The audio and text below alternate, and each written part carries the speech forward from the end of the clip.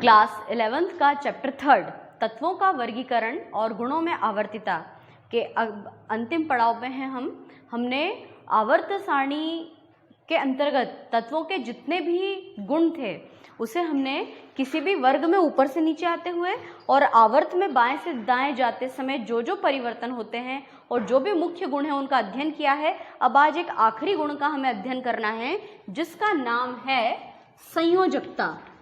या संयोजकता के लिए हम एक शब्द का और प्रयोग करते हैं, इंग्लिश में हम इसको कहते हैं वैलेंसी, है ना।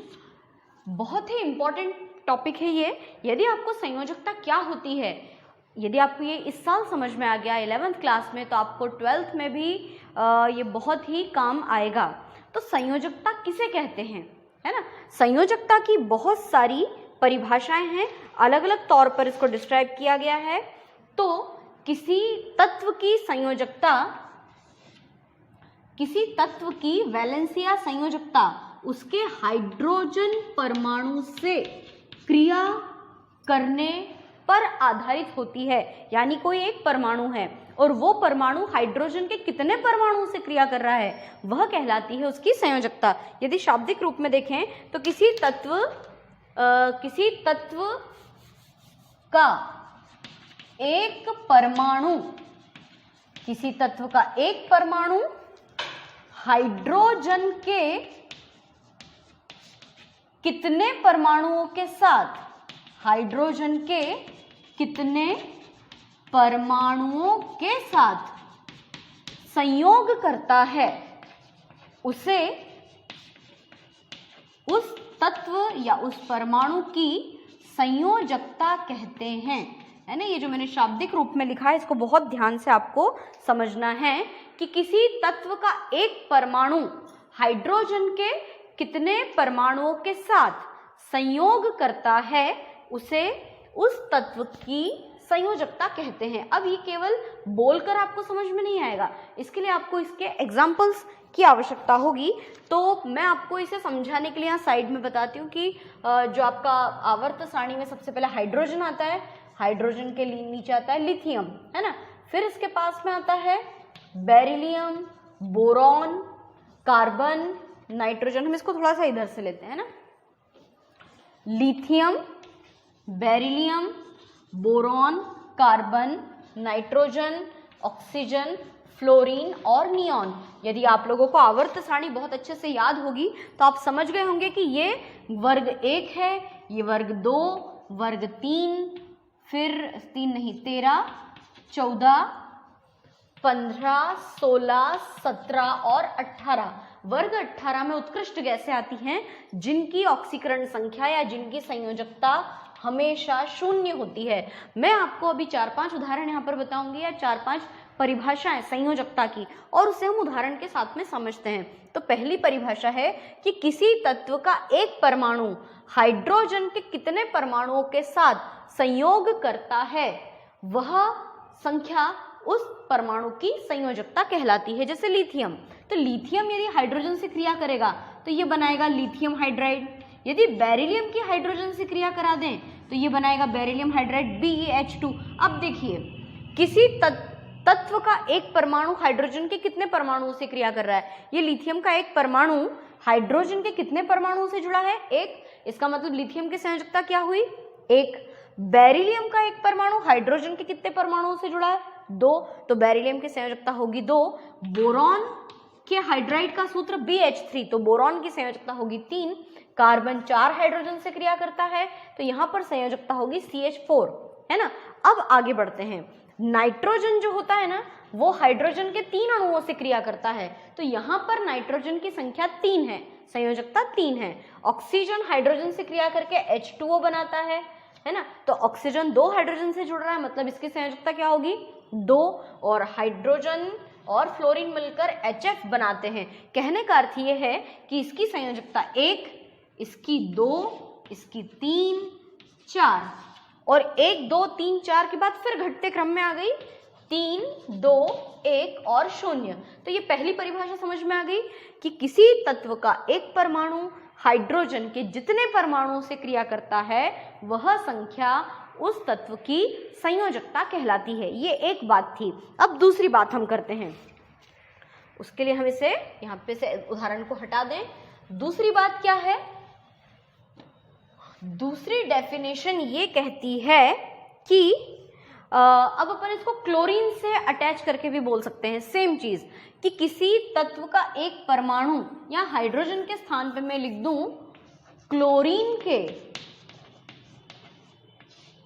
कितने परमाणुओं से संयोग करता है, वह संख्या उसकी संयोजकता कहलाती है। अब सेम चीज को अपन क्लोरीन के साथ सोचते हैं, तो देखिए lithium chloride, beryllium dichloride, boron trichloride, CCl4 carbon tetrachloride, nitrogen chloride से क्रिया नहीं करता पर नाइट्रोजन के नीचे एक तत्व आता है फास्फोरस, वो पेंटाक्लोराइड बनाता है तो PCl5।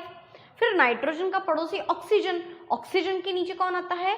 सल्फर, है ना। तो ऑक्सीजन और सल्फर क्लोरीन के साथ में क्रिया नहीं करते हैं, लेकिन सल्फर फ्लोरीन से क्रिया करके सल्फर हेक्साफ्लोराइड बनाता है। हम यहाँ पर क्लोरीन के स्थान पे फ्लोरीन, ब्रोमीन, आयोडीन कुछ भी ले सकते हैं। जो ग्रुप नंबर 17 में आते हैं ना, फ्लोरीन, क्लोरीन, ब्रोमीन और आयोडीन, इनकी संयोजकता -1 होती है। तो आप क्लोरीन के स्थान पे, जैसे मैंने यहाँ फ्लोरीन लिया है तो वो भी चलेगा। फिर इसके पास में आता है आयोडीन, फ्लोरीन से क्रिया करके आयोडीन हेप्टाफ्लोराइड बनाता है। अब देखिए ये लिथियम क्लोराइड है, तो यहाँ पे लिथियम की संयोजकता क्या होगी? 1। हाँ, एक बात और कि यहाँ पर संयोजकता को प्लस में बताते हैं, ऑक्सीकरण संख्या भी बोलते हैं संयोजकता को।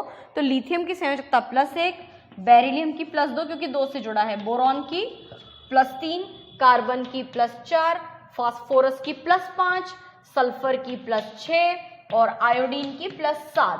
यहाँ पर प्लस चिन्ह क्या बता रहा है कि इस तत्व ने क्लोरीन को इतने इलेक्ट्रॉन दिए। लिथियम ने क्लोरीन को 1 इलेक्ट्रॉन दिया, बेरिलियम ने क्लोरीन को 2 इलेक्ट्रॉन्स दिए और क्लोरीन की खुद की संयोजकता कितनी है?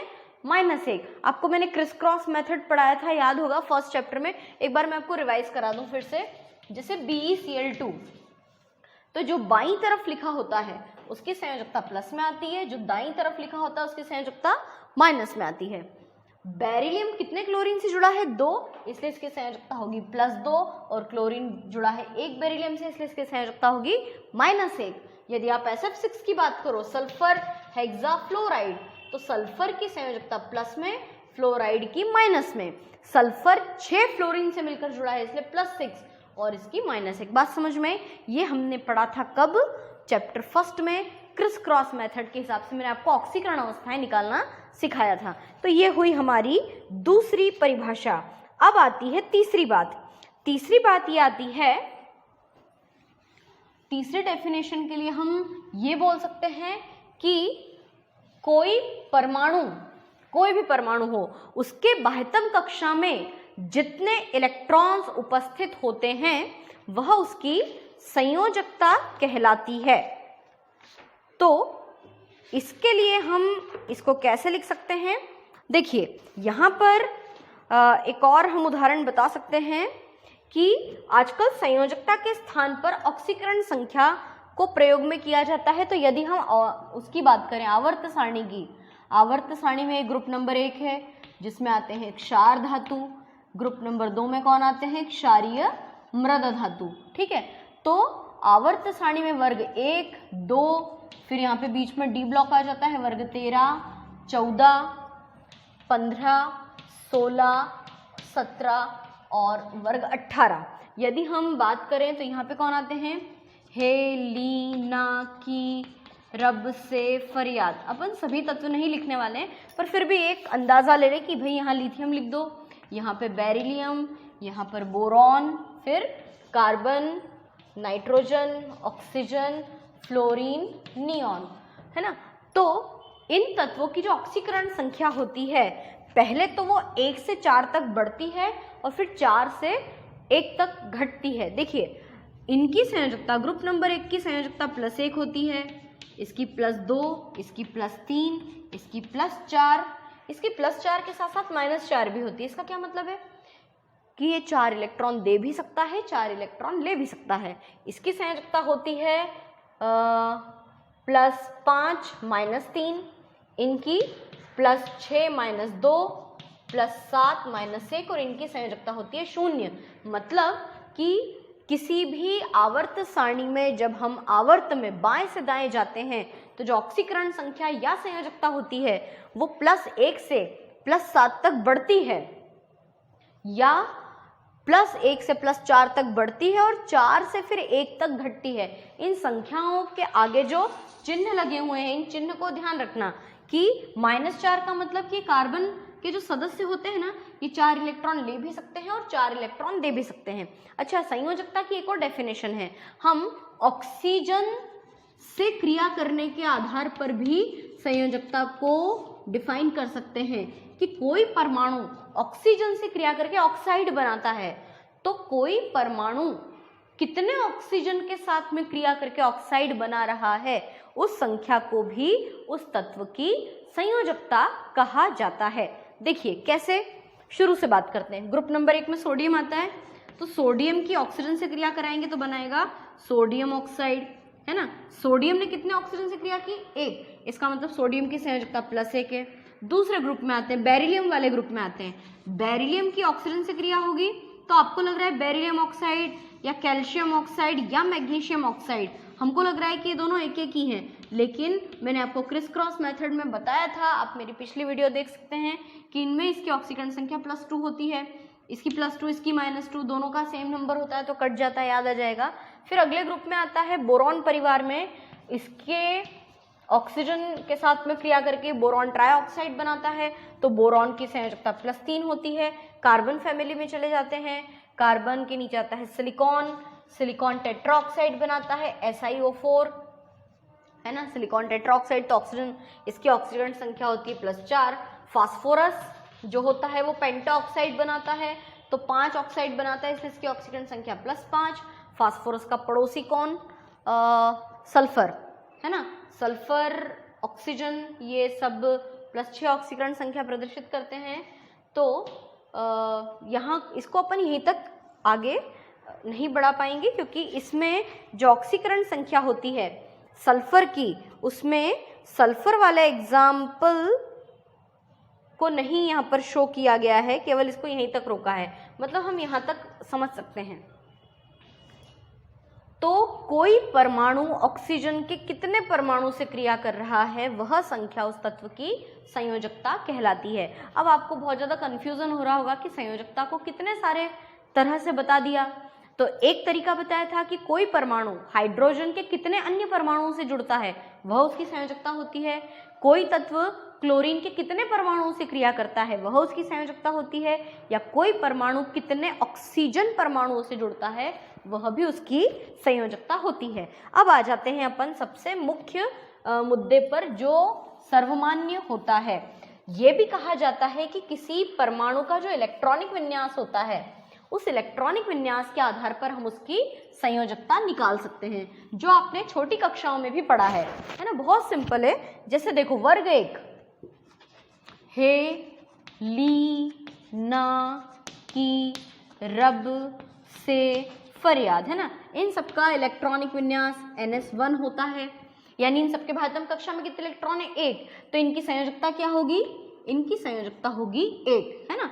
फिर बेटा, मांगे, कार, स्कूटर, बाप रे, इन सबके भाजतम कक्षा का इलेक्ट्रॉनिक विन्यास क्या है? NS2। तो इनकी संयोजकता क्या होगी? 2। आप ऐसे भी याद कर सकते हो कि किसी परमाणु के सबसे बाह्यतम कोश में कितने इलेक्ट्रॉन्स हैं, वह उसकी संयोजकता होती है ना। फिर आते हैं नेक्स्ट ग्रुप में, बोरॉन परिवार, बैंगन, आलू, गाजर, इन, थैली, है ना। अब इनके बाह्यतम कक्षा का इलेक्ट्रॉनिक विन्यास NS2 NP1।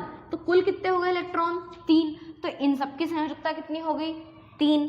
अगले ग्रुप में आते हैं, कहे शिवजी, सुनो पार्वती, इनका सामान्य इलेक्ट्रॉनिक विन्यास NS2 NP2। तो इनके बाह्यतम कक्षा में कितने इलेक्ट्रॉन है? 4। तो इनकी संयोजकता क्या हो गई? 4। कितना सिंपल है। अगला, नहीं पढ़ना ऐसा सब्जेक्ट बायो, इनका सामान्य इलेक्ट्रॉनिक विन्यास होता है NS2 NP3। तो कितने इलेक्ट्रॉन है इनके बाह्यतम कक्षा में? 5। तो इनकी संयोजकता 5 भी होती है ना। अच्छा, यहाँ से एक चीज यहाँ शुरू हो जाएगी कि इसको अष्टक पूरा करने के लिए कितने इलेक्ट्रॉन्स की आवश्यकता है? वैसे तो इसकी संयोजकता 5 है, लेकिन ये 3 इलेक्ट्रॉनों को ग्रहण करके भी तो अष्टक पूरा करते हैं ना, तो इनकी संयोजकता 5 के साथ साथ 3 भी होती है। आजकल संयोजकता के स्थान पे ऑक्सीकरण संख्या शब्द का यूज करते हैं। अगले ग्रुप में जाते हैं, ओल्ड स्टाइल से टीपो। इनका इलेक्ट्रॉनिक विन्यास क्या है बाह्यतम कक्षा का? NS2 NP4। बाह्यतम कक्षा में 6 इलेक्ट्रॉन, तो इसकी संयोजकता क्या होगी? 6 तो है ही, और इसको अपना अष्टक पूरा करने में कितने इलेक्ट्रॉन्स चाहिए? 2 और चाहिए, तो 6 के साथ साथ 2 भी, यानी अगर प्लस माइनस में देखें तो +6 -2, इसकी +5 -3। अगला लास्ट ग्रुप और देख लो, है ना, ये लिखा ही हुआ है, फिर कल बाहर आई आंटी। इनका सामान्य अवस्था में इलेक्ट्रॉनिक विन्यास NS2 NP5, यानी इनके बाह्यतम कक्षा में कुल कितने इलेक्ट्रॉन हैं? 7। तो इनकी ऑक्सीकरण संख्या +7 या -1 होती है। तो ये मैंने आपको आवर्त सारणी के हिसाब से अलग अलग संयोजकताएं बता दी। तो संयोजकता वाला प्रश्न बहुत अच्छे से आपको तैयार करना है ना। ये टॉपिक पूरा क्लियर हुआ? संयोजकता किसे कहते हैं, उदाहरण सहित समझाइए, ऐसा प्रश्न बनता है।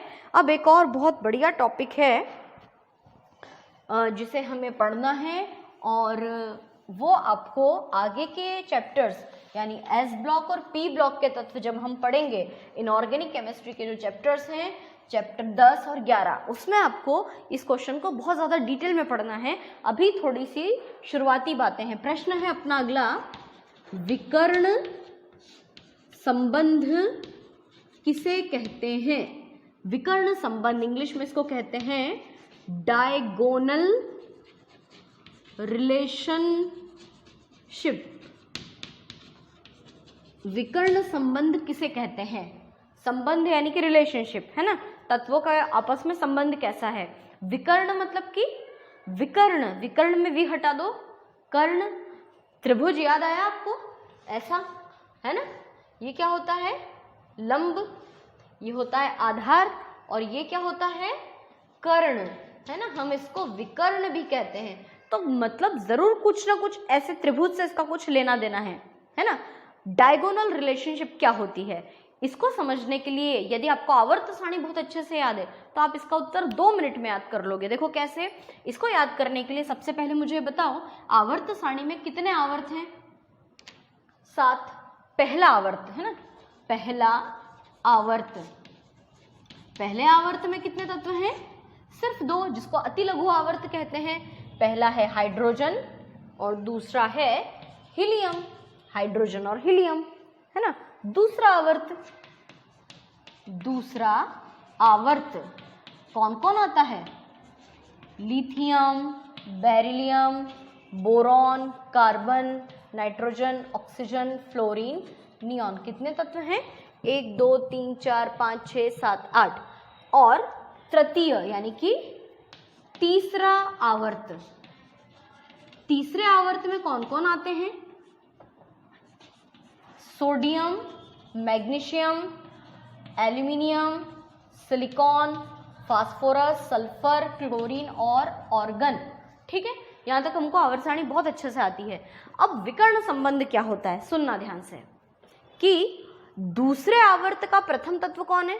ये ऐसे बात चल रही है, वर्ग के हिसाब से बात चलेगी तो ये प्रथम है, पर आवर्त के हिसाब से दूसरे आवर्त का प्रथम तत्व लिथियम, और तीसरे आवर्त का दूसरा तत्व कौन है? मैग्नीशियम। शब्द पे ध्यान देना, दूसरे आवर्त का प्रथम तत्व तीसरे आवर्त के दूसरे तत्व के साथ गुणों में समानता दर्शाता है, और इनके गुणों में जब समानता उत्पन्न होती है तो इन दोनों तत्वों के बीच कुछ संबंध बन जाता है, उस संबंध को ही कहा जाता है विकर्ण संबंध। फिर से सुनिए कि आवर्त सारणी में दूसरे आवर्त का प्रथम तत्व, सिर्फ अकेला इकलौता लिथियम की बात नहीं चल रही है, दूसरे आवर्त के प्रथम तत्व जैसे कि लिथियम, बेरिलियम और बोरॉन। दूसरे आवर्त के प्रथम तत्व, ब्रैकेट में लिखना लिथियम, बेरिलियम, बोरॉन। तीसरे आवर्त के दूसरे तत्व जैसे कि मैग्नीशियम, एल्यूमिनियम और सिलिकॉन से गुणों में समानता दर्शाते हैं, जिसे विकर्ण संबंध कहते हैं। यानी ये विकर्ण संबंध, ये रिलेशनशिप किन किन के बीच में है? Lithium magnesium, beryllium aluminium, boron silicon, है ना। आप चाहें तो इसको अलग से इतना भी लिख सकते हो, लिथियम के नीचे कौन आता है, सोडियम, बस आप इतना भी लिख सकते हैं, पर मैंने पूरा प्रॉपरली आपको यहाँ पर लिखकर बताया है। एक और बात कि विकर्ण संबंध तो है कि इनके गुण आपस में समान हैं, तो लिथियम के गुण कायदे से किससे मैच करना चाहिए। आवर्त सारणी जब बनाई थी मोसले ने तो उन्होंने क्या किया था, वर्ग के हिसाब से, या मैंडलिफ ने भी जब आवर्त सारणी बनाई थी तो उनका मेन उद्देश्य क्या था कि जिन तत्वों के गुण समान थे उनको एक वर्ग में रखा गया, है ना। तो कायदे से इस लिथियम के गुण किससे मैच होने चाहिए, हेलिना की रब से फरियाद, है ना, अपने समूह के सदस्यों से मैच होना चाहिए। ऐसे ही मैग्नीशियम के गुण किससे मिलना चाहिए, बेटा मांगे कार स्कूटर बापरे, अपने ग्रुप के सदस्यों से मैच होना चाहिए। पर मैग्नीशियम के गुण अपने समूह के सदस्यों से मैच ना होकर लिथियम के साथ समानता दर्शाते हैं। लिथियम के गुण अपने घर के सदस्यों से मैच ना होकर पड़ोसी के साथ में मैच करते हैं। इसी प्रकार ये जो बेरिलियम है इसका गुण किससे मैच होना चाहिए, मैग्नीशियम, आगे बेटा मांगे कार स्कूटर बापरे, इनसे मैच होना चाहिए। पर बेरिलियम के गुण अपने समूह के सदस्यों के साथ में समानता न दर्शाते हुए एल्यूमिनियम के साथ समानता दर्शाते हैं। ऐसी बोरॉन सिलिकॉन के साथ गुणों में समानता दर्शाता है। तो आपको क्या करना है कि एक प्रश्न बनाना है, विकर्ण संबंध किसे कहते हैं, उदाहरण सहित लिखिए। तो डेफिनेशन तो बहुत सिंपल है, आप क्या लिखेंगे कि आवर्त सारणी में दूसरे आवर्त के प्रथम तत्व जैसे लिथियम, बेरिलियम, बोरॉन, तीसरे आवर्त के दूसरे तत्वों जैसे मैग्नीशियम, एल्यूमिनियम, सिलिकॉन के साथ गुणों में समानता दर्शाते हैं और इसे ही विकर्ण संबंध कहा जाता है। और विकर्ण संबंध निम्न प्रकार के होते हैं, नीचे लिखना, जैसे लिथियम मैग्नीशियम, मतलब कैसे लिखोगे, जैसे लिथियम मैग्नीशियम में, है ना, फिर किसमें, बेरिलियम और एल्यूमिनियम में, और फिर बोरॉन और सिलिकॉन में। और इसमें ये ऐसा बनाना बहुत ज़्यादा ज़रूरी है ना। इसके साथ साथ ये भी लिखना, पहला आवर्त, दूसरा आवर्त, तीसरा आवर्त। तो ये आपका प्रश्न हुआ पूरा। अब इसका जो डिटेल है वो आपको नेक्स्ट पी ब्लॉक और एस ब्लॉक वाला चैप्टर जब अपन पढ़ेंगे, चैप्टर 10 और चैप्टर 11 जब पढ़ेंगे ना, तब उसमें आपको ये प्रश्न फिर से रिपीट मिलेगा कि विकर्ण संबंध किसे कहते हैं, लिथियम और मैग्नीशियम में विकर्ण संबंध को समझाइए। तब हम उस चैप्टर में लिथियम और मैग्नीशियम के सेम गुण लिखेंगे कि इनकी परमाणु त्रिज्या समान है, इनकी आयनिक त्रिज्या समान है, इनके ऑक्साइड एक जैसे क्षारीय होते हैं, मतलब जो भी इन दोनों में कॉमन बातें हैं उन दोनों को हमको लिखना होगा। ऐसे ही बेरिलियम, एल्यूमिनियम और ऐसे ही बोरॉन तथा सिलिकॉन। संयोजकता और विकर्ण संबंध समझने के बाद इस चैप्टर का एक अंतिम भाग बचा है। आवर्त सारणी बनाना मैंने आप लोगों को सिखाया था और आपको याद हो कि SPDF ब्लॉक के तत्व जब हम पूरी तरह से बनाना सीख गए थे तो नीचे की एक पूरी लाइन शेष बची थी, वो मैंने आपको बताया था कि उसे अपन लास्ट में पढ़ेंगे। तो लास्ट पार्ट अब वही बचा है, उसको अपन पूरा करते हैं। क्या बचा है अपना कि परमाणु क्रमांक 100 के बाद आने वाले जो तत्व होते हैं उनका नामकरण कैसे किया जाए, है ना। तो एक प्रश्न हम बना सकते हैं कि परमाणु क्रमांक 100 से अधिक वाले तत्व का नामकरण कैसे किया जा सकता है। तो जो आपकी आवर्त सारणी है उस आवर्त सारणी में 100 नंबर के बाद जितने भी तत्व आते हैं उन तत्वों को परा यूरेनियम तत्व कहते हैं, है ना। परा यूरेनियम तत्व, इंग्लिश में इसको कहा जाता है ट्रांस यूरेनिक एलिमेंट, है ना, यानी कि परा यूरेनियम तत्व। वैसे याद रखना कि 100 नंबर पे फर्मियम आता है, FM। तो फर्मियम, या मान लीजिए कुछ तत्व का नाम है किसी का रदरफोर्डियम, या किसी का नाम है कैलिफोर्नियम, या किसी का आइंस्टीनियम। तो ये आइंस्टीन या रदरफोर्ड या अलग अलग वैज्ञानिकों के नाम के आधार पर या ग्रहों के नाम के आधार पर या किसी विशेष प्रकार के स्थान के आधार पर वो नामकरण किया गया था। लेकिन सन 1997 में एक प्रणाली बनाई गई, सभी जानते हैं उसका नाम IUPAC सिस्टम। IUPAC प्रणाली के आधार पर यह बताया गया कि जिनका परमाणु क्रमांक 100 या उससे ज़्यादा था, कुल 118 तत्वों की खोज हो चुकी है, तो 100 से लेकर 118 तक के जो तत्व थे उनके नामकरण में एक रूपता हो, एक समानता हो। तो IUPAC सिस्टम, सभी को फुल फॉर्म याद ही होगा, international union of pure and applied chemistry, एक संगठन था। इस संगठन में जितने भी साइंटिस्ट थे उन लोगों ने सोचा कि क्यों ना हम एक ऐसा सिंबल बनाएं जिससे कि इस तत्व का नामकरण हर स्थान पर एक जैसा हो। जैसे कि हाँ, हम लोग आलू को सामान्य हिंदी में आलू कहते हैं, इंग्लिश में पोटैटो कहा जाता है, मराठी में इसको बटाटा कहा जाता है, और दूसरे प्रांत में कुछ और बोला जाता होगा, है ना। तो इसका एक ऑथेंटिक नाम क्या है? पोटैटो, जो सभी लोग जानते हैं, है ना। इसी तरह से कि कोई बोलता है रदरफोर्डियम, कोई बोलता है एंस्टीनियम, कोई बोलता है कुछ और। तो अलग अलग आप किताबों में भी थोड़ा सा चेंजेस देखोगे। शिवलाल की किताब और युगबोध की किताब में थोड़ा बहुत कहीं ना कहीं परिवर्तन दिया है। तो इसलिए 1997 में IUPAC प्रणाली बनाई गई, जिसमें कि तत्वों को कुछ संख्यात्मक नाम दिया गया और 3-3 अंकों का सिंबल बनाया। वैसे सिंबल 2 अंकों का होता है ना, 2 अक्षरों का, जैसे सोडियम Na होता है या पोटेशियम K होता है या रदरफोर्डियम RF होता है। लेकिन जब IUPAC प्रणाली द्वारा जब तत्वों के प्रतीक चिन्ह बनाए गए तो वो 3 अक्षरों के थे, मतलब 3 अक्षरों से मिलकर वो बने थे। और क्या किया, 0 से लेकर 9 तक अंकों का प्रयोग करते हुए 3-3 अंकों के परमाणु क्रमांक बनाए। परमाणु क्रमांक 3 अंकों के, उनका जो प्रतीक चिन्ह है वो भी 3 अंकों का, और उसके नाम के अंत में इयम शब्द का प्रयोग किया गया। देखिए कैसे, इसको आप समझने की कोशिश करना। सबसे पहले मैं आपको ये बताती हूँ कि कैसे इसका नामकरण हमको करना है ना। आप लोग इसको अपनी कॉपी में भी लिखते जाना साथ ही साथ। सबसे पहले तो हम यहाँ लिखते हैं अंक। अंक कहाँ से शुरू किए उन्होंने? 0, 1, 2, 3, 4, 5, 6, 7, 8 और लास्ट में 9, है ना। उसके बाद उसका मूल रूप, मूल रूप का मतलब उसका पूरा नाम। जैसे कि ये जो 0 था इसको बोला नील, है ना। यू को बोला अन, है ना। और बियम इसको बोलते हैं BI, इसको बोलते हैं TRI, इसको बोला क्वाड्रा, ठीक है। P को इसको बोला पेंट, 6 को बोला हेक्स, 7 को क्या बोला? हेप्ट।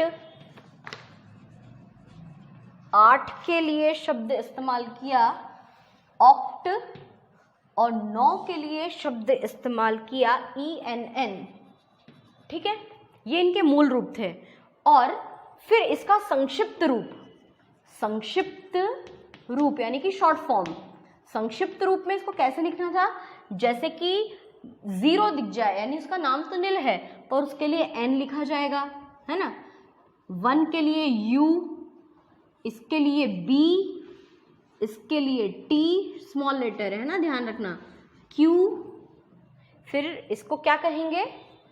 P, इसको H, इसको हेप्ट नहीं, इसको सेप्ट कहता है ना, तो इसको S, O और E, है ना।